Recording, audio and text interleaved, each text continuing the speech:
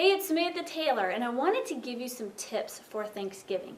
I love Thanksgiving. Not only being around all your family and friends, maybe that you haven't seen in a long time, there's just that awesome feel, to the holiday of Thanksgiving and just appreciating the people that you love. So if you get a chance to be with the ones that you love, I hope that can happen for you. But I'm not gonna lie, I also enjoy the food. Now there's nothing wrong with enjoying food. The trick is though that you don't want to have a lifestyle of eating a bunch of junk all the time. One of the great things about taking care of your body and exercising is that you can have stuff and enjoy food, but not feel like you are going to, totally screw up all your results. So what I want you to do is think about this. These are just some practical tips about what do you do and not gain weight over Thanksgiving. So these are your tips for what to do. The trick is this. Make sure that you're paying attention to how you're eating a few days before too, because sometimes you get in that mindset, you're like, oh yeah, it's the holidays, I'm just gonna pig out for a month and a half and then gain 10 pounds. No, we don't want to do that. So really pay attention to how you're eating a few days before and even the day before. Also, make sure you do exercise. If you can, do cardio that day. If you can, definitely make sure you do cardio the day after as well, especially that morning if you've just eaten a bunch of food. And I really challenge you to think about this. If you can think about doing something different than you've done before. Because if you've just gone to Thanksgiving dinner and just pigged out and you feel so sick, you've eaten so much, you feel disgusting. Now come on, doesn't that normally happen? You enjoy it, but then you feel so ill because you've eaten so much food and you can't even hardly button your pants. So that's why some people wear expand pants on Thanksgiving. But we want to think about, okay, if I go into this situation, do I want to feel really good after I'm done? Or do I just want to, gorge and it's over in 10 minutes and then I feel disgusting? So those are some things to think about, to think, okay, what do I want out of this? I want to enjoy the flavors, I want to enjoy my family and friends, but I don't want to gain weight and I don't want to feel disgusting and I don't want to feel so tired. That's another thing. It's not just the tryptophan and the turkey that makes you tired, it's all of the calories that you consume and you're so full and lots of carbs normally and you spike that blood sugar and then you crash. That's normally why you feel tired. So think about it. I want to do something different. I remember I started challenging myself to do this, where I would go, I would enjoy myself, but I would not use it as an excuse to pig out. And now I've kind of developed this habit where I still enjoy food, but I don't use it as an excuse to totally pig out. So some of the tricks that I do is I make sure that I'm not starving right when I get there. What do I mean by that? I might have a couple of almonds or pecans or a small salad or something so that I'm not ravishing starving when I get there. What that does is kind of, lets you ease into it without totally going nuts and eating the whole turkey. Or don't stand right by, if you have a little hors d'oeuvre table or a buffet, type table where people have set out stuff, don't stand right by that and talk to everybody, because then you're more tempted to go eat all that stuff. Go ahead and enjoy stuff, but just pay attention to how much you're eating and making sure as much as possible you reduce the carbohydrates. Because keep in mind, whenever you eat carbs, it spikes your blood sugar levels, which causes your body to release insulin.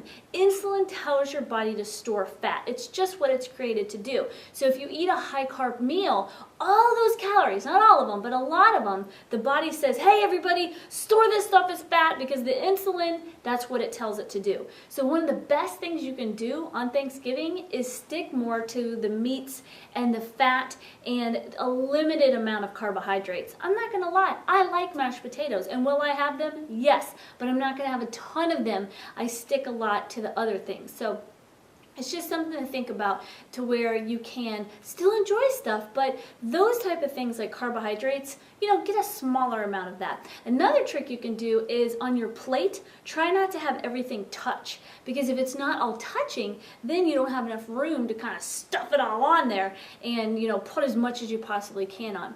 The other trick you can do is eat slower. Because when you eat really, really fast, you don't even know you're getting full for almost 20 minutes. The brain doesn't even know you've eaten for almost 20 minutes. So I encourage you to enjoy the food. Now this is something that I've learned. Being an ex-food addict, I was a binger for many years of my life. And it's been 9 years, which a binger is someone that eats thousands of calories. The average person at Thanksgiving, they have shown, eats 3,500 calories. That's 1 pound of fat. Now, 1 pound of fat isn't that big of a deal, not necessarily. However, you just feel gross and it just turns into lots of other bad habits. You know, the next day and the day before, and it just kind of perpetuates if you develop that habit of gorging yourself. It's something to, guard yourself against. So one of the things that I was mentioning was that I used to be a binger. And one of the things I learned how to do was to be present when I was eating. What I mean by that is this. Learn to enjoy the flavor. When you bite into food, actually chew it, really taste it. Don't just shove it all in when you don't even really recognize the flavor of it. Because the more you are present in that moment of eating it, the more you enjoy it. And you can actually eat less and be totally satisfied with less food. So it's just something I want to encourage you to think about, being present when you're eating and thinking about it and chewing the food before you wolf the next bite down, before you put the next bite up. Chew the food, swallow it, think about how good it tasted, and then take the next bite. I'm telling you, if you learn how to practice that, not just with Thanksgiving dinner, but all the time that you eat, food becomes more enjoyable. You feel more satisfied when you eat. You can taste the food better. So many people are so unconscious about their food. They're just shoveling it all in, and they're not even thinking about what they're eating, and they're not even totally enjoying it. So that's one thing that I've learned how to do as well. So make sure you get active. Go out there with your family. Get the kids out in the yard. Play, frisbee or football or something out there. We play bocce ball out there with the little balls. You gotta hit them in the yard. But you can think of anything that you can do to be physically active. And of course, be cautious on the amount of sugar you eat. And I know what it's like. It's Thanksgiving. There's all these things. And keep in mind, I'm not some legalistic person that says you can't ever have that stuff. It's a holiday. It's okay to let yourself do it every once in a while. Sometimes it's important to have that kind of freedom, because if you don't, you're going to be stuck in this little box and you're going to feel like you're in prison, and you're never going to feel like you can enjoy food. One of the things that helped me overcome my food addictions was I let myself have my favorite food sometimes. The trick is, though, sometimes, not all the time. And it's a rarity. It's every once in a while. So just keep those things in mind.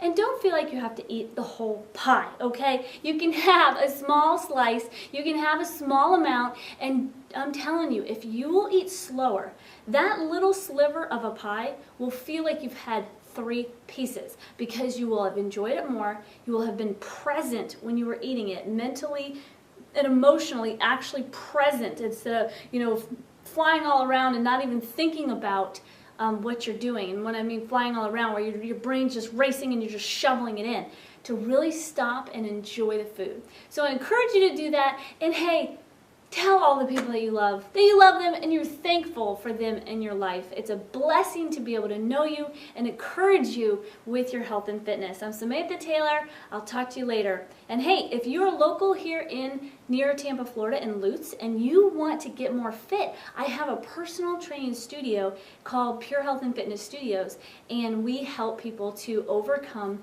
obesity and weight issues and get tone. And if you want to get more information of that, you can go to the website purehealthstudios.com and schedule a body transformation analysis with me so that you can have success. You know what? The time to start is now, because most people gain 10 pounds during the holidays. Why let that happen? Get started on a program now. Get a jump for the new year, and now you will have lost 5 or 10 pounds before the new year, and now you will be ahead of the game. So I encourage you to do that, because we get swamped with the new year. You want to get started before the new year. So if you need help, we can help you. All right, talk to you later. Bye-bye.